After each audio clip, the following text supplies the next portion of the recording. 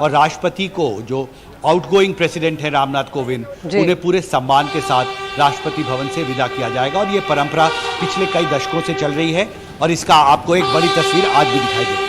Central hall की तस्वीर हम दिखा रहे हैं हिमांशु। आप शायद बता रहे हैं कि 10:57 और 11:07 का समय। हम ये जानना चाहेंगे, जब एपीजे अब्दुल कलाम बने थे राष्ट्रपति, तो उनके उस कार्यकाल को आम आदमी का राष्ट्रपति कहा गया था, और जिस तरह के मॉडेस्ट बैकग्राउंड से द्रौपदी मुर्मू आती हैं, तो क्या कुछ ऐसी उम्मीद की जाए उनसे भी? देखिए, निश्चित तौर पर, क्योंकि वो उड़ीसा के एक बहुत ही पिछड़े आदिवासी बाहुल्य इलाके से आती हैं और वहाँ पर लड़कियों को स्कूल भेजने की, कॉलेज भेजने की परंपरा नहीं थी, लेकिन इसके बावजूद उनके परिवार ने उन्हें पढ़ने लिखने के लिए भेजा। और द्रौपदी मुर्मू ने न सिर्फ पढ़ाई की कॉलेज की, वह पहली लड़की थी अपने गांव की जो कॉलेज गई, और उसके बाद उन्होंने काम करना भी शुरू किया। आप देखिए, वो समय था जब आमतौर पर महिलाएं, विशेषकर जो पिछड़े इलाके हैं देश के, आदिवासी बाहुल्य इलाके, वहाँ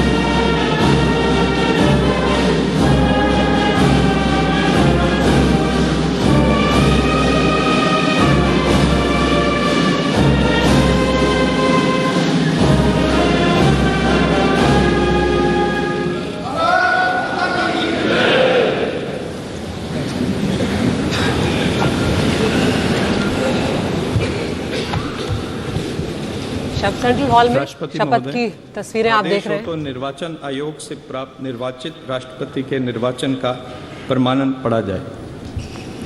यतः भारत के संविधान के अनुच्छेद 324 द्वारा भारत के राष्ट्रपति के पद के निर्वाचन का अधीक्षण, निर्देशन और नियंत्रण भारत निर्वाचन आयोग में निहित है, और यतः श्री रामनाथ कोविंद की पदावधि का अवसान वर्ष 2022 के जुलाई मास के 24वें दिन, तदनुसार शक संवत के वर्ष 1944 के श्रावण मास के दूसरे दिन होने के लिए नियत है।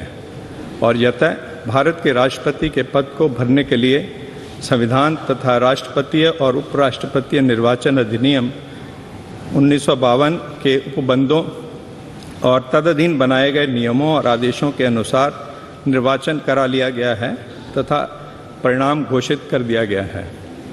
अब इसलिए भारत निर्वाचन आयोग एतद द्वारा प्रमाणित करता है कि श्रीमती द्रौपदी मुर्मू वर्ष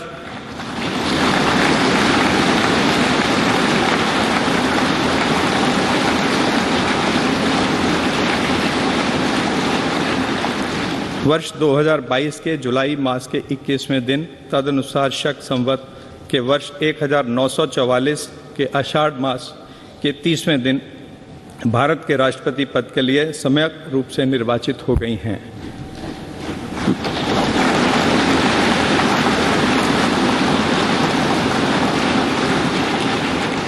भारत गणराज्य के 73वें वर्ष में हमारे हस्ताक्षर और भारत निर्वाचन आयोग की मोहर से वर्ष 2022 के जुलाई मास के इस 21वें दिन, तदनुसार शक संवत के वर्ष 1944 के आषाढ़ मास के 30वें दिन प्रदत्त किया गया।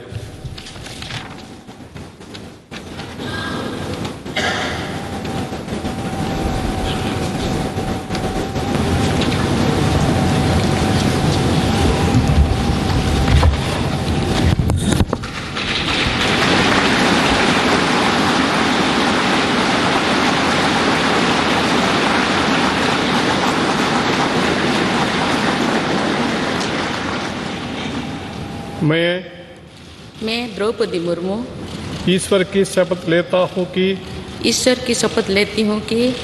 मैं श्रद्धापूर्वक भारत के राष्ट्रपति के पद का कार्यपालन करूंगी। तथा अपनी पूरी योग्यता से संविधान और विधि का परिरक्षण, संरक्षण और प्रतिरक्षण करूंगी। और मैं भारत की जनता की सेवा और कल्याण में निरत रहूंगी।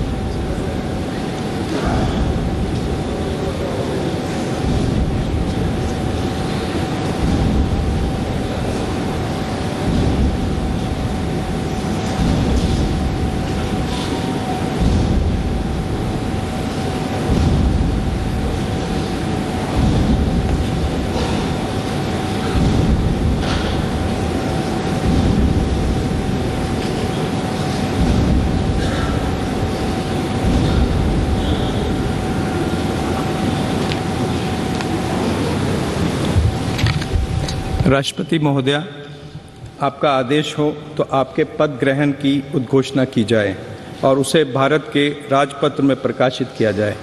इसकी सूचना प्रमुख सेना केंद्रों तथा विदेश स्थित सभी भारतीय मिशनों, राज्य सरकारों तथा संघ शासित प्रदेशों क्षेत्रों के प्रशासकों को भेजी जाए। भारत सरकार के सभी मंत्रालयों और विभागों को भी सूचना तथा आवश्यक आदेश जारी करने हेतु भेजा जाए।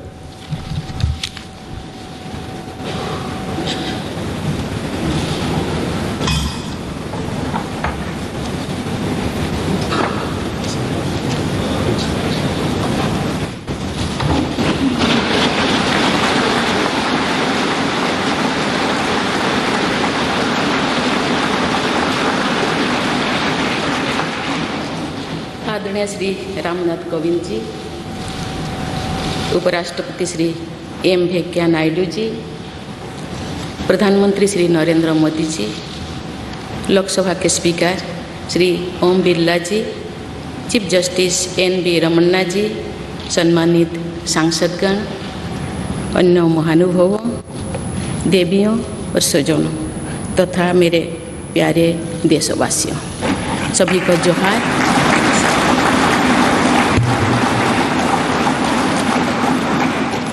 भारत के सर्वोच्च संवैधानिक पद पर निर्वाचित करने के लिए मैं सभी सांसदों और सभी विधानसभा सदस्यों का हार्दिक आभार व्यक्त करती हूँ। आपका मत देश के करोड़ों नागरिकों के विश्वास की अभिव्यक्ति है। मैं भारत के समस्त नागरिकों की आशा, आकांक्षा और अधिकारों की प्रतीक इस पवित्र संसद से सभी देशवासियों का पूरी विनम्रता से अभिनंदन करती हूँ।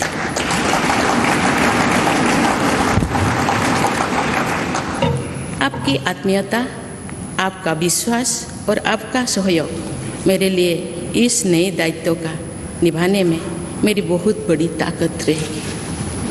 मुझे राष्ट्रपति के रूप में देश ने एक ऐसे महत्वपूर्ण कालखंड में चुना है जब हम अपनी आज़ादी का अमृत महोत्सव मना रहे हैं।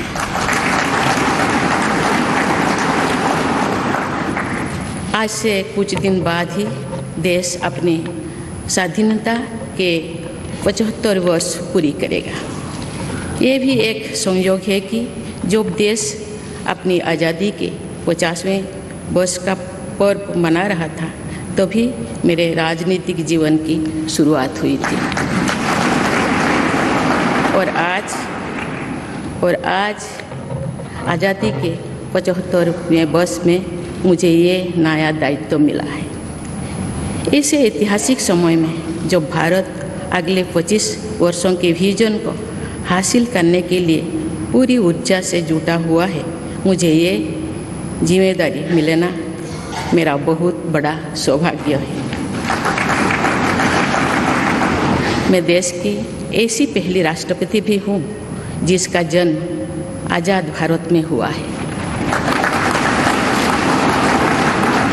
हमारे स्वाधीनता सेनानियों ने आज़ाद हिंदुस्तान के हम नागरिकों से जो अपेक्षाएं की थी उनकी पूर्ति के लिए इस अमृत काल में हमें तेज गति से काम करना होगा। इन 25 वर्षों में अमृत काल की सिद्धि का रास्ता 2 पटरी पर आगे बढ़ेगा, सबका प्रयास और सबका कर्तव्य।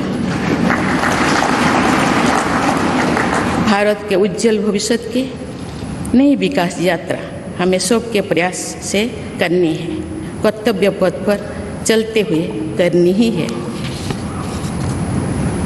कल यानी 26 जुलाई को कारगिल विजय दिवस भी है। ये दिन भारत की सेनाओं के शौर्य और संयम दोनों का ही प्रतीक है।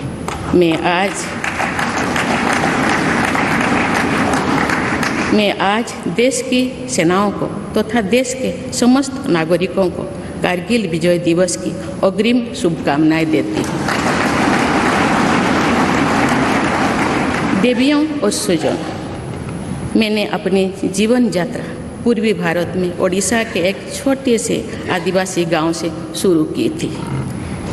मैं जिस पृष्ठभूमि से आती हूँ वहाँ मेरे लिए प्रारंभिक शिक्षा प्राप्त करना भी एक सपने जैसा ही था, लेकिन अनेक बाधाओं के बावजूद मेरा संकल्प दृढ़ रहा और मैं कॉलेज जाने वाली अपने गांव की पहली बेटी थी।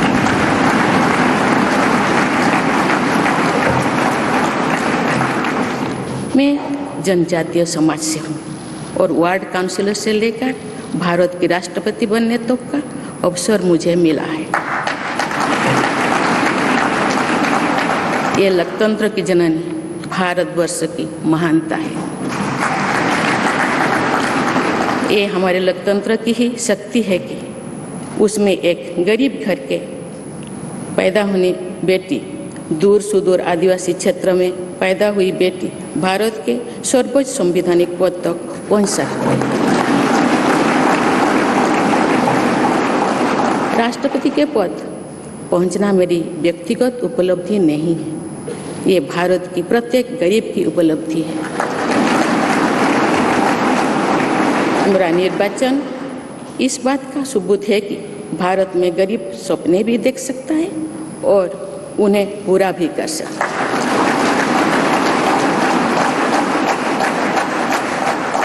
और ये मेरे लिए बहुत संतोष की बात है कि जो सदियों से वंचित रहे, जो जीवन विकास के लाभ से दूर रहे, वे गरीब, दलित, पिछड़े तथा आदिवासी मुझे ये अपना प्रतिबिंब देख सकते हैं। मेरे इस निर्वाचन में देश के गरीब व का आशीर्वाद शामिल है। देश की करोड़ों महिलाओं और बेटियों के सपनों और सामर्थ्य की झलक है। मेरे इस निर्वाचन में पुराने लीग से हटकर नए रास्ते पर चलने वाले भारत के आज के युवाओं का साहस भी शामिल है। ऐसे प्रगतिशील भारत का नेतृत्व करते हुए आज मैं खुद को गौरवान्वित महसूस कर रही हूँ। मैं आज समस्त देशवासियों को, विशेषकर भारत के युवाओं को तथा भारत की महिलाओं को ये विश्वास दिलाती हूँ कि इस पद पर कार्य करते हुए मेरे लिए उनके हित सर्वोपरि होंगे। देवियों और स्वजनों, मेरे सामने भारत के राष्ट्रपति पद की ऐसी महान विरासत है जिसने विश्व में भारतीय लोकतंत्र की प्रतिष्ठा का निरंतर मजबूत किया है। देश के प्रथम राष्ट्रपति डॉक्टर राजेंद्र प्रसाद से लेकर श्री रामनाथ कोविंद जी तक अनेक विभूतियों ने इस पद को सुशोभित किया है। इस पद के साथ साथ देश ने इस महान परंपरा के प्रतिनिधित्व का दायित्व भी मुझे सौंपा है। संविधान के आलोक में मैं पूरी निष्ठा से अपने कर्तव्यों का निर्वहन करूंगी। मेरे लिए भारत के लोकतांत्रिक सांस्कृतिक आदर्श और सभी देशवासी हमेशा मेरे ऊर्जा के स्रोत रहेंगे। देवियों और स्वजनों, हमारे संवैधानिक संग्राम में, स्वाधीनता संग्राम में एक राष्ट्र के तौर पर भारत की नई यात्रा की रूपरेखा तैयार की है। हमारा स्वाधीनता संग्राम उन संघर्षों और बलिदानों की अविरल धारा है जिसने आज़ाद भारत के लिए कितनी ही आदर्शों और संभावनाओं की सिंचा था। पूज्य बापू ने हमें स्वराज, स्वदेशी, स्वच्छता और सत्याग्रह द्वारा भारत के सांस्कृतिक आदर्शों की स्थापना का मार्ग दिखाया था। नेताजी सुभाष चंद्र बोस, नेहरू जी, सरदार पटेल, बाबा साहेब अम्बेडकर, भगत सिंह, सुखदेव, राजगुरु, चंद्रशेखर आजाद जैसे अनगिनत स्वाधीनता सेनानियों ने हमें राष्ट्र के स्वाभिमान को सर्वोपरि रखने की शिक्षा दी थी। रानी लक्ष्मीबाई, रानी वेलु नाचियार, रानी गाईदिन्लु और रानी चेन्निमा जैसी अनेकों वीरांगनाओं ने राष्ट्र इच्छा और राष्ट्र निर्माण में नारी शक्ति की भूमिका को नई ऊर्जा दी है। संथाल क्रांति, पाइक क्रांति से लेकर कोल क्रांति और भील क्रांति ने स्वतंत्रता संग्राम में आदिवासी योगदान को और सशक्त किया। सामाजिक उत्थान एवं देश प्रेम के लिए धरती आबा भगवान बिरसा मुंडा जी के बलिदान से हमें प्रेरणा मिली थी। मुझे खुशी है कि आज़ादी की लड़ाई में जनजातीय समुदाय के योगदान को समर्पित अनेक म्यूजियम देश भर में बनवाया जा रहा है। देवियों और स्वजनों, एक संसदीय लोकतंत्र के रूप में 75 वर्ष में भारत ने प्रगति के संकल्प को सहभागिता एवं सर्वसम्मति से आगे बढ़ाया है। विविधताओं से भरे अपने देश में हम अनेक भाषा, धर्म, संप्रदाय, खान पान, रहन सहन, रीति रिवाजों का अपनाते हुए एक भारत श्रेष्ठ भारत के निर्माण में सक्रिय है। आज़ादी के 75वें वर्ष के अवसर पर आया है अमृतकाल। भारत के लिए नए संकल्पों का कालखंड है। आज मैं इस नए युग के स्वागत में अपने देश को नई सोच के साथ तत्पर और तैयार देख रही हूँ। भारत और हर क्षेत्र में विकास का नया अध्याय जोड़ रहा है। कोरोना महामारी के वैश्विक संकट का सामना करने में भारत ने जिस तरह का सामर्थ्य दिखाया है, उसने पूरे विश्व में भारत की साख बढ़ाया है।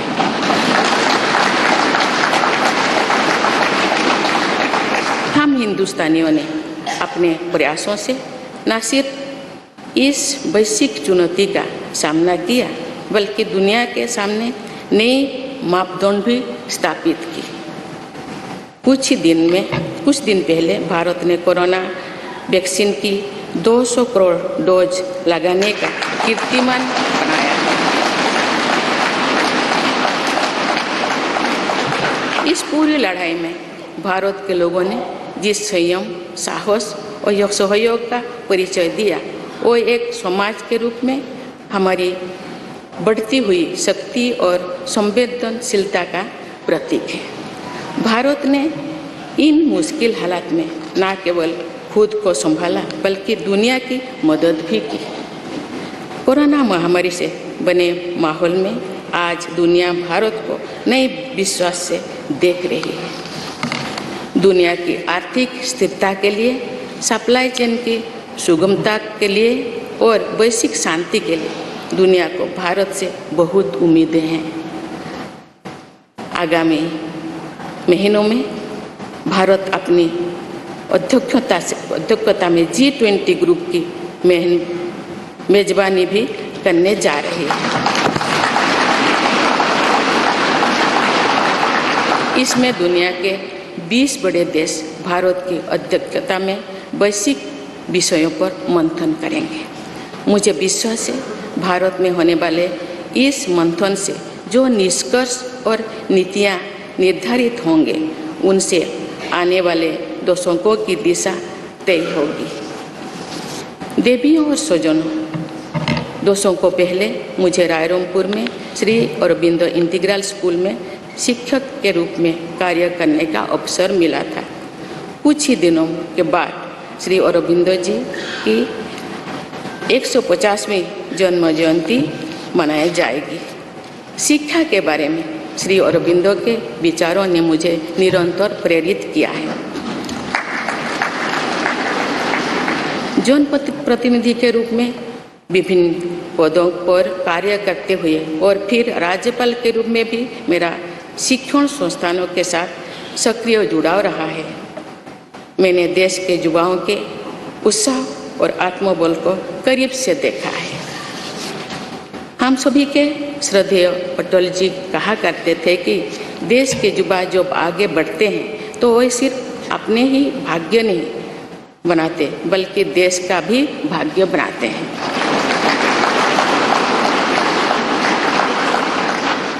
आज हम इसे सोच होते देख रहे हैं। वोकल फॉर लोकल से लेकर डिजिटल इंडिया तक हर क्षेत्र में आगे बढ़ रहा आज का भारत विश्व के साथ कदम से कदम मिलाकर औद्योगिक क्रांति 4.0 के लिए पूरी तरह भारत तैयार है। रिकॉर्ड संख्या में बन रहे स्टार्टअप्स में नए नए इनोवेशंस में दूर सुदूर क्षेत्रों में डिजिटल टेक्नोलॉजी की स्वीकार्यता में भारत के युवाओं की बड़ी भूमिका है। बीती वर्षों में भारत ने जिस तरह महिला सशक्तिकरण के लिए निर्णय लिए हैं, नीतियाँ बनाई गई है, इससे भी देश में एक नई शक्ति का संचार हुआ है। मैं चाहती हूँ कि हमारी सभी बहनें व बेटियाँ अधिक से अधिक सशक्त हो तथा वे देश के हर क्षेत्र में अपना योगदान बढ़ाती रहें। मैं अपने देश के युवाओं से कहना चाहती हूँ कि आप न केवल अपने भविष्य का निर्माण कर रहे हैं बल्कि भविष्य के भारत की नींव भी रख रहे हैं। देश के राष्ट्रपति के तौर पर मेरा हमेशा आपको पूरा सहयोग रहेगा। देवियों और स्वजनों, विकास और प्रगतिशीलता का अर्थ निरंतर आगे बढ़ना होता है, लेकिन साथ ही अपने अतीत का ज्ञान भी उतना ही आवश्यक है। आज जब विश्व सस्टेनेबल प्लैनेट की बात कर रहे हैं तो उसमें भारत की प्राचीन परंपराओं, हमारे अतीत की सस्टेनेबल लाइफस्टाइल की भूमिका और बढ़ जाती है। मेरा जन्म तो उस जनजातीय परंपरा से हुआ है जिसने हजारों वर्ष से प्रकृति के साथ तालमेल बनाकर जीवन को आगे बढ़ाया है।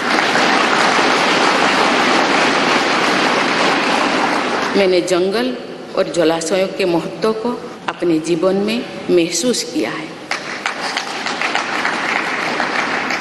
हम प्रकृति से जरूरी संसाधन लेते हैं और उतनी ही श्रद्धा से प्रकृति से सेवा भी करते हैं। यहाँ संवेदनशीलता का आज वैश्विक अनिवार्यता बन गया है। मुझे इस बात की प्रसन्नता है कि भारत पर्यावरण संरक्षण के क्षेत्र में विश्व का मार्गदर्शक बन रहा है। देवियों और स्वजन, मैंने अपने अब तक के जीवन में जौन सेवा में ही जीवन की सार्थकता को अनुभव किया है। श्री जगन्नाथ क्षेत्र के एक प्रख्यात कवि भीम भोई जी की कविता की एक पंक्ति है, मो जीवन पचे नरके पड़ी थाउ जगत उद्धार।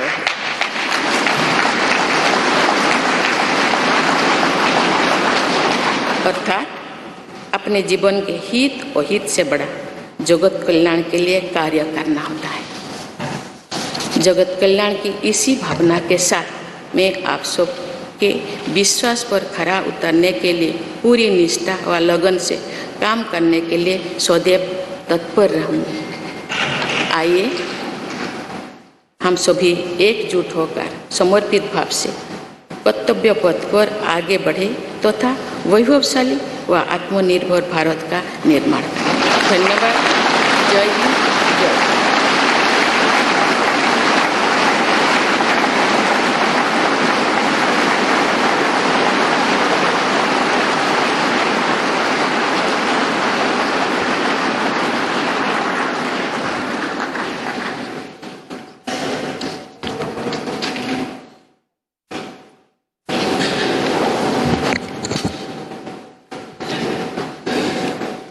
Honorable President, Srimati Draupadi Murmu ji, respected Sri Ramnath Kovind ji, Prime Minister Sri Narendra Bhai Modi ji, Speaker of Lok Sabha Sri Om Birla ji, Chief Justice of India Sri N.V. Ramana ji, respected parliamentarians, other dignitaries, brothers and sisters, and my dear fellow citizens, Namaskar. Madam President, you have just addressed the members of the Parliament. I wish to read a few paragraphs from the English version of the address, and the rest may be considered as read in view of the time constraint. I express my heartfelt gratitude to all members of Parliament and legislative assemblies for electing me to the highest constitutional post of India. Brothers and sisters, we have to work at a fast pace in this Amrit Kal to fulfill the expectations of our freedom fighters from the citizens of independent India. In these 25 years, the path to attain the goals of Amrit Kal will proceed on two tracks, Sabka Prayas or Sabka Kartavya, everyone's efforts and everyone's duty. The new development journey towards the bright future of India has to be undertaken by our collective efforts following the path of duty. We will be observing Kargil Vijay Divas tomorrow, July 26th. This day is a symbol of both the bravery and the restraint of the Indian armed forces. Today, I extend my best wishes in advance to the armed forces of the country and to all the citizens of India. Brothers and sisters, growth and progress mean continuously marching ahead. But equally important is awareness about one's past. Today, when the world is talking about sustainable planet, the role of India's ancient traditions and sustainable lifestyle becomes more important. I was born in the tribal tradition which has lived in harmony with the nature for thousands of years. I have realized the importance of forests and water bodies in my life. We take necessary resources from nature and serve nature with equal reverence. This sensitivity has become a global imperative today.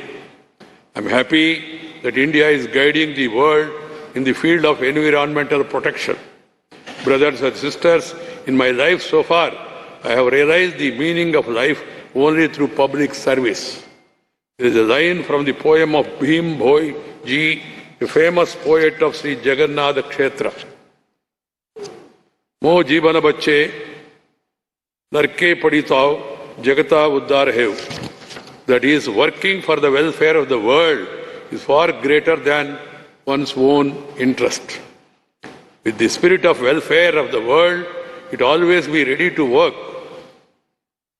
All of us, with full devotion and dedication, to live up to the trust you all have reposed in me. Let us all unite and move forward on the path of duty with a dedicated spirit to build a glorious and self-reliant India. Thank you. Jai Hind.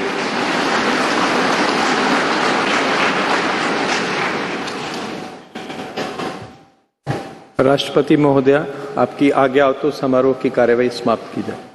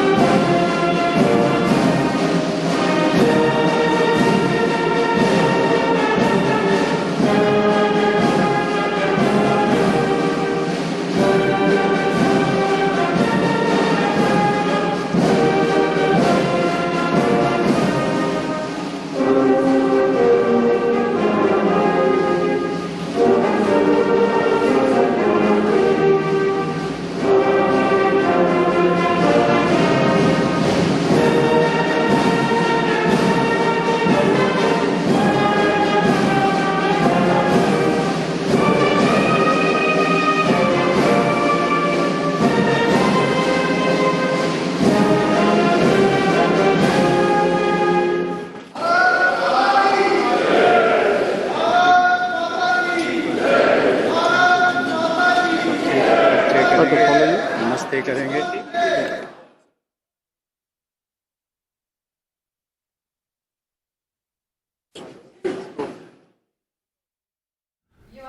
तो राष्ट्रपति के शपथ समारोह का अब समापन हो चुका है। अब आप देख रहे हैं जिसमें राष्ट्रपति द्रौपदी मुर्मू और राष्ट्रपति पद में अपना कार्यकाल पूरा कर चुके रामनाथ कोविंद अब वहां मौजूद गणमान्य लोगों से, जो सांसद हैं, मंत्री हैं, उन सभी का अभिवादन स्वीकार करते हुए नजर आ रहे हैं। द्रौपदी मुर्मू जो महामहिम राष्ट्रपति, उन्होंने कई सारी बातें कही। उन्होंने कहा कि मुझे राष्ट्रपति के रूप में देश के ऐसे महत्वपूर्ण कालखंड में चुना है जब हम अपनी आज़ादी का अमृत महोत्सव मना रहे हैं। आज के कुछ दिन बाद ही देश अपनी स्वाधीनता के 75 साल पूरे कर रहा है। हिमांशु शेखर मिश्रा है हमारे साथ। Himanshu, over to you. देखिए शारिक, मुझे लगता है कि अपने पहले अभिभाषण में द्रौपदी मुर्मू ने कई महत्वपूर्ण बातें रखी हैं सांसदों के सामने, देश के सामने। और उन्होंने ये कहा है बिल्कुल शुरुआत में ही कि जब मैं ओडिशा के एक छोटे से गांव से आती हूँ, प्रारंभिक शिक्षा पाना वहाँ पर एक सपने जैसा था। मैं कॉलेज जाने वाली पहली लड़की थी और उन्होंने ये कहा कि मैं एक गरीब परिवार में पैदा हुई और मेरे जैसे लड़की का सर्वोच्च पद पर पहुंचना ये भारत के लोकतंत्र की ताकत है और भारत में गरीब सपने देख सकता है और उसे पूरा भी कर सकता है। ये बात सही साबित हुई है। तो ये बात उन्होंने अपने व्यक्तिगत जीवन का आज सांसदों और प्रधानमंत्री, उपराष्ट्रपति सबके सामने रखा है और साथ में बहुत ही मुझे लगता है मजबूती से जो उनकी प्राथमिकताएं हैं उसको भी अपने पहले अभिभाषण में देश के सामने रखा है। उन्होंने कहा कि मैं चाहती हूं कि जो लड़कियां हैं, जो महिलाएं हैं, उन्हें ज़्यादा अधिकार दिया जाए, वो ज़्यादा सक्षम हों। युवाओं का योगदान देश के निर्माण में बहुत महत्वपूर्ण है। पर्यावरण संरक्षण का भी उन्होंने एक सवाल वहाँ पर रखा है आज संसद में और ये कहा है कि जंगल और जलाशय के महत्व को मैंने बहुत करीब से देखा है और सस्टेनेबल डेवलपमेंट का उन्होंने बहुत विस्तार से जिक्र किया, जो लगता है मुझे बहुत महत्वपूर्ण है। और साथ में उन्होंने ये भी कहा कि मैं आज़ाद भारत में पैदा होने वाली पहली राष्ट्रपति हूँ और बहुत ही सिलसिलेवार तरीके से उन्होंने अपने राजनीतिक जीवन का, जो उनका करियर रहा है, जो उनका सामाजिक जीवन है, जो उनकी अपब्रिंगिंग रही है, जिस छोटे से गरीब परिवार में वो पली बढ़ी, कॉलेज गई, और उसका उन्होंने बहुत विस्तार से यहाँ पर जिक्र किया है। और बार बार ये कहती रही कि ये लोकतंत्र की ताकत है भारत के, कि मेरे जैसे गरीब परिवार में जन्मी एक लड़की जो है वो भारत के सर्वोच्च पद पर पहुंची हैं। उन्होंने कहा कि मैंने वार्ड काउंसलर के स्तर पर भी काम किया है और विधायक के तौर पर भी मुझे काम करने का मौका मिला, और अब मुझे राष्ट्रपति के तौर पर काम करने का मौका मिला है, जो मेरा सौभाग्य है। और ये कहा है कि जनता का जो हित है वो उनके लिए सर्वोपरि होगा। बहुत विस्तार से कोरोना महामारी का भी उन्होंने जिक्र किया है शारिक, और ये कहा है कि भारत ने एक रास्ता दिखाया है दुनिया को, और जिस तरह की वैश्विक महामारी से पूरी दुनिया को जूझना पड़ा है उसमें भारत ने जो भूमिका निभाई है वो बहुत महत्वपूर्ण है। G20 समिट का भी जिक्र किया और कहा कि भारत की प्रेसिडेंसी में 20 देशों के जो बड़े नेता हैं वो भारत में आएंगे और यहाँ पर जो वैश्विक समस्याएं हैं उन पर चिंतन करेंगे। तो बहुत ही विस्तार से उन्होंने जो उन्हें नई जिम्मेदारी मिली है भारत के नए राष्ट्रपति के तौर पर, जो उनकी प्राथमिकताएं होंगी, जो उनका अपना इतिहास रहा है और जो रास्ता, जो सफ़र उन्होंने तय किया है उड़ीसा के एक बहुत ही पिछड़े आदिवासी बाहुल्य इलाके से, एक गरीब परिवार में उनका जन्म हुआ, एक कॉलेज तक वो कैसे पहुंची, पहली लड़की थी अपने गांव में जिन्होंने कॉलेज जाकर शिक्षा हासिल की, वार्ड काउंसलर बनी, और उसके बाद राजनीतिक जीवन। बहुत ही विस्तार से मुझे लगता है एक बहुत ही महत्वपूर्ण भाषण, पहला अभिभाषण राष्ट्रपति का पूरा हुआ है शारिक। और अब से कुछ ही मिनटों बाद जो राष्ट्रपति द्रौपदी मुर्मू हैं वो संसद भवन से यहाँ पर निकलने वाली हैं। उनके साथ रामनाथ कोविंद भी हैं जो उन्हें राष्ट्रपति भवन पर छोड़कर फिर उनकी विदाई होगी, जो उनका रिटायरमेंट होम है वहाँ तक उन्हें ले जाया जाएगा। और राष्ट्रपति द्रौपदी मुर्मू जो हैं वो अब अगले कुछ ही मिनटों में राष्ट्रपति भवन पहुँचकर औपचारिक तौर पर नए राष्ट्रपति का कार्यभार संभाल लेंगी। शारिक, हिमांशु, उन्होंने एक दिल छू लेने वाली बात कही कि सर्वोच्च पद तक पर पहुंचना ये मेरी उपलब्धि नहीं है, ये उस हर गरीब की उपलब्धि है जो जिंदगी में कुछ कर गुजरना चाहता है। देखिए, निश्चित तौर पर, और यही बात रामनाथ कोविंद ने भी कही थी जब उन्होंने विदाई संदेश कल शाम को दिया था।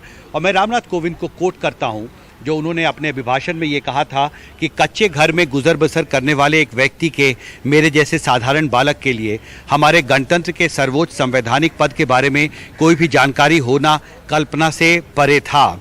और बिल्कुल इसी तरह का इतिहास द्रौपदी मुर्मू का भी रहा है, और उन्होंने बिल्कुल इसी तरह की बात आज संसद में कही है शपथ लेने के बाद, जब उन्होंने ये कहा कि ओडिशा के एक छोटे से गांव में जहां पर प्रारंभिक शिक्षा पाना भी सपने जैसा था और एक गरीब परिवार में पैदा हुई लड़की सर्वोच्च पद पर पहुंचेगी, ये भारत के लोकतंत्र की ताकत है। और भारत में गरीब सपने देख सकता है और उसे पूरा भी कर सकता है, ये भारत के लोकतंत्र की ताकत है।